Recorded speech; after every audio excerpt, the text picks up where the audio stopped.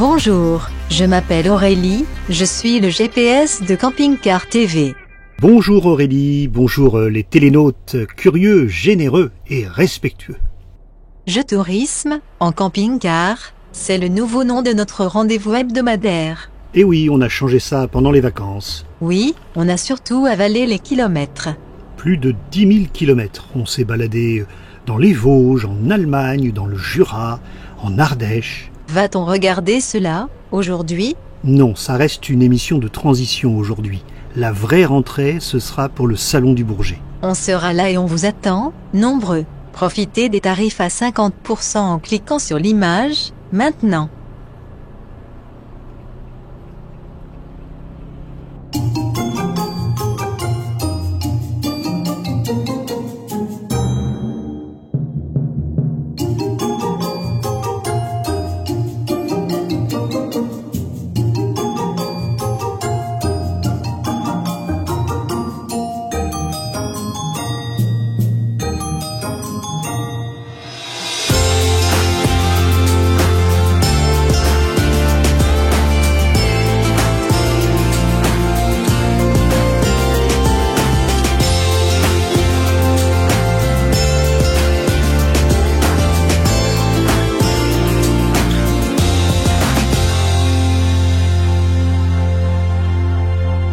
Donc vous avez pu découvrir le nouveau générique, la nouvelle bande-annonce, le nouveau nom de l'émission Je tourisme en camping-car.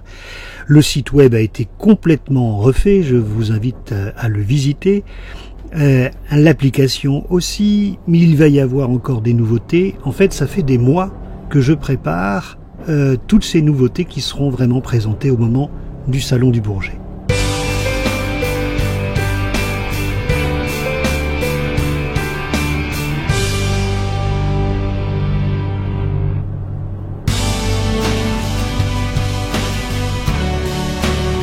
Le site web complètement refait, la page Facebook, le nouveau logo, et une grosse surprise à venir. Voilà, découvrez le site web, retrouvons-nous au Salon du Bourget, et puis vous le savez, mon plaisir c'est de mettre en avant les autres. Je tourisme en camping-car, on va pas se quitter comme ça. C'était cet été une nouvelle adresse, France Passion.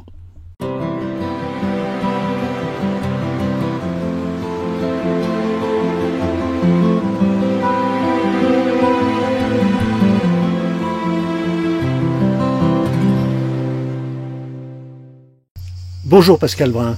Bonjour le Géoptimiste. Je suis ravi d'être chez vous dans ce petit paradis ardéchois. Merci. On est au milieu des lavandes. C'est ça, tout à fait. Musée de la lavande que le domaine Lavandaïs a mis en place, effectivement, en pleine garrigue, en conservant le cachet naturel et puis le côté provençal de tous ces champs de lavande.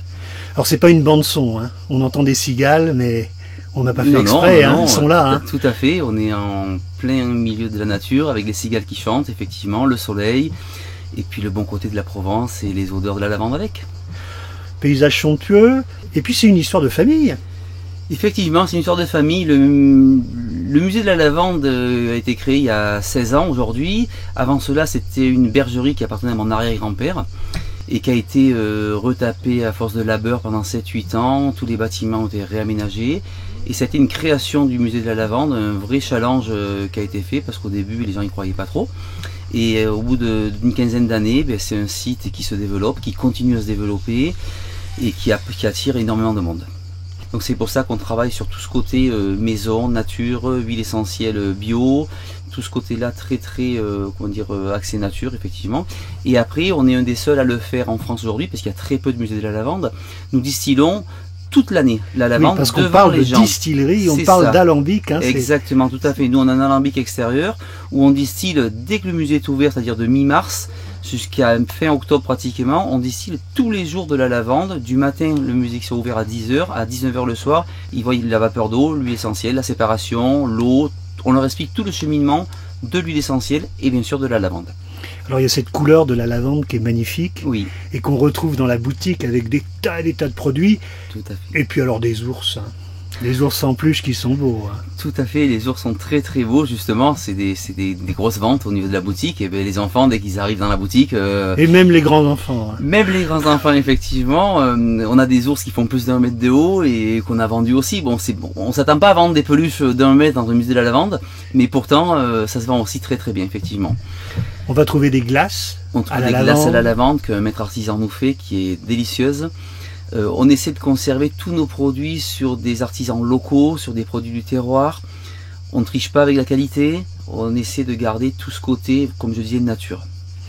De la limonade à la lavande. Voilà, un petit brasseur qui nous fait ça, effectivement. Limonade lavande, sirop lavande. Alors, tous ces produits, comme je dis, sont 100% naturels. Ils sont blancs, ils ne sont pas violets comme la lavande, parce qu'on a 0 colorant. L'huile essentielle de lavande aussi est transparent. Il n'y a que la fleur de lavande qui est violette. Contrairement à ce qu'on peut trouver dans le commerce pour tromper un peu les gens, on met du colorant pour leur faire rêver la couleur violette, mais ça reste du colorant. Et nous, on évite tout ça. On essaie de garder des produits naturels. Puis alors les Vénards, ce sont des camping-caristes. Tout à fait. Parce que maintenant vous êtes France Passion, cette année. Cette année 2016, exactement.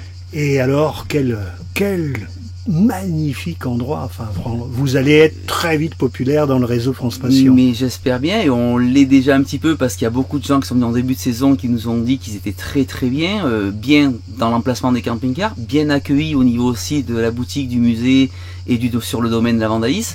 Et à partir de là, ils nous ont dit, je vais mettre un article sur France Passion, un commentaire sur le site, donc ils sont déjà très très contents les gens. Il y a des gens qui reviennent déjà. Merci beaucoup Pascal. Je vous en prie, merci à vous et vive France Passion. À bientôt. Merci.